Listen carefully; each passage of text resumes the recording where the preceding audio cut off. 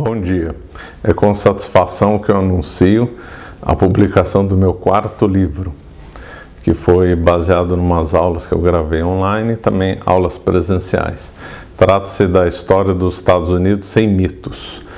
E por que eu coloquei esse subtítulo Sem Mitos?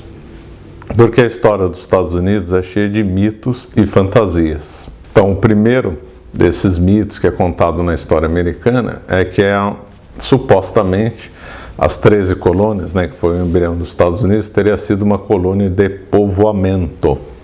Além de eu ser contra esse conceito de povoamento, que eu vou explorar em outros trabalhos ainda a serem publicados, só para não ficar no ar, não dá para explorar um território sem povoar, e também não dá para povoar sem explorar. Esse é um conceito, na realidade, de século XIX, feito por um francês chamado Leroy Beaulieu, e que realmente não faz muito sentido, que deveria ser abandonado. Infelizmente é um conceito que pegou muito, principalmente no Brasil. Agora, mesmo que o conceito fosse certo de dividir entre colônias de povoamento e de exploração, ainda assim não seria certo falar que os Estados Unidos foi uma colônia de povoamento. Por quê? Porque a colonização americana começou com uma companhia comercial. Um dado interessante, completamente esquecido, é que a administração das colônias estava submetido ao Ministério do Comércio e das Plantações na Inglaterra. Quer dizer, então faz o menor sentido dizer que era uma colônia de povoamento. Outro dado interessante também é que o primeiro hospital dos Estados Unidos foi fundado apenas em meados do século XVIII, mais de 100 anos do começo da colonização. Só a título de exemplo, que no Brasil os primeiros hospitais foram o de Olinda e o de Santos, na década de 1540, ou seja, logo após o início do povoamento do Brasil. Outro ponto que é muito mitificado na história é a Guerra de Independência americana. Então se diz que os americanos lutaram bravamente contra a Inglaterra, que a Inglaterra era muito mais forte que os colonos americanos, etc. e tal, dependeu do heroísmo de George Washington, dos patriotas, etc. Só que tem um detalhe, que na realidade a guerra dependeu mais do apoio da França e da Espanha. Coisa completamente esquecida. A França e a Espanha foram responsáveis por mais de 90% de todas as munições usadas na guerra. Também dependeu do financiamento da Holanda.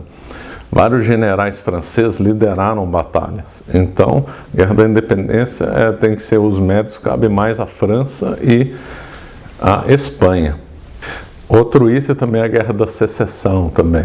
Então se diz que houve então a guerra entre o Sul e o Norte, e que isso foi motivado pela escravidão. Também não é verdade.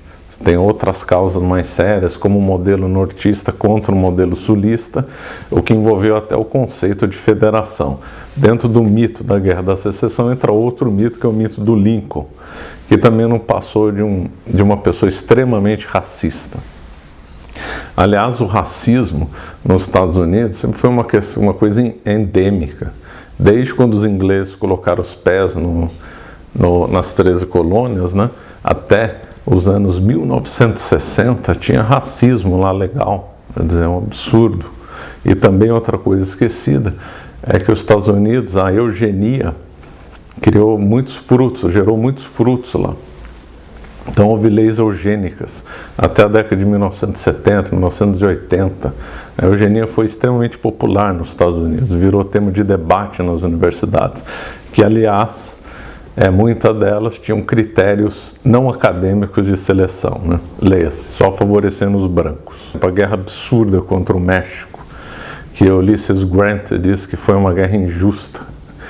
E de fato foi mesmo uma guerra completamente com abuso, massacre descabidos, que rapinou o México e roubou mais de 50% do seu território. Foi a guerra contra as Filipinas, que se relaciona com o movimento de independência filipino da Espanha em 1898, mas que os Estados Unidos acabou se misturando lá nesse movimento, acabou lutando contra os filipinos e fez também um massacre descabido lá, uma coisa completamente absurda. Outra coisa também pouco comentada, mas em ambiente esquerdista, que aliás também está totalmente errada as visões marxistas, né, diga-se de passagem. Também foi a atuação nefasta dos Estados Unidos na América Central, que desorganizou os países, base na política de Teddy Roosevelt, do Big Stick, na qual os Estados Unidos impôs um jugo imperialista lá e só estava interessado em dinheiro, né?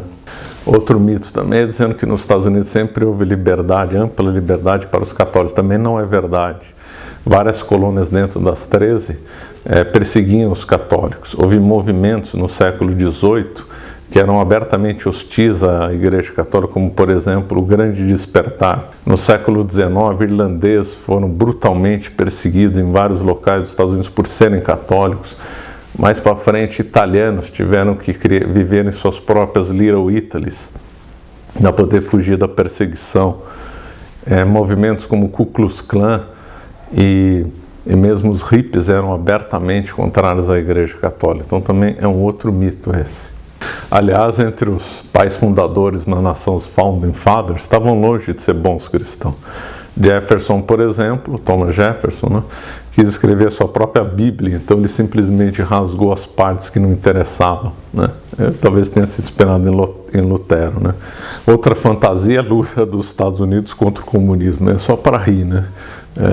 Os empresários americanos investiram fortemente na União Soviética. O Henry Ford investiu lá, outros empresários, General Electric também investiu, a Standard Oil Company também investiu lá. Americanos foram morar na União Soviética. 2/3 da indústria da União Soviética foi feita pelos Estados Unidos. Quer dizer, eles ajudaram a União Soviética, não combateram. Depois fizeram a operação do Lend-Lease durante a Segunda Guerra Mundial, de um valor atualizado hoje de mais ou menos 130 bilhões de dólares, que a União Soviética nunca pagou para os Estados Unidos, foi doado. Depois a vergonhosa entrega de toda a Europa Oriental para a União Soviética, uma vergonha, quando os ingleses e americanos liberaram os refugiados, mandaram os refugiados de volta para a União Soviética, aos cuidados do Stalin. Muitos morreram ou foram trabalhar nos gulags, né? Uma vergonha. E depois, uma coisa que também ninguém se lembra, é o apoio simplesmente inacreditável dos Estados Unidos ao Pol Pot. Ora, o Pol Pot foi um dos maiores genocidas da história e contou com o apoio dos Estados Unidos, no que um autor chama de Pacto Faustiano. Assim, nos anos 80, durante o governo Reagan, supostamente de direita, os Estados Unidos financiou e apoiou o Pol Pot na fronteira com a Tailândia. No livro também comento sobre o American Way of Life, a cultura pop, que no fundo são materialistas e igualitários. E por fim eu relaciono a história americana com a teoria das 3 revoluções da modernidade: a Revolução Protestante, a Francesa e a Russa. O link para aquisição do livro se encontra-se abaixo, está no formato Kindle. Muito obrigado pela atenção e boa leitura.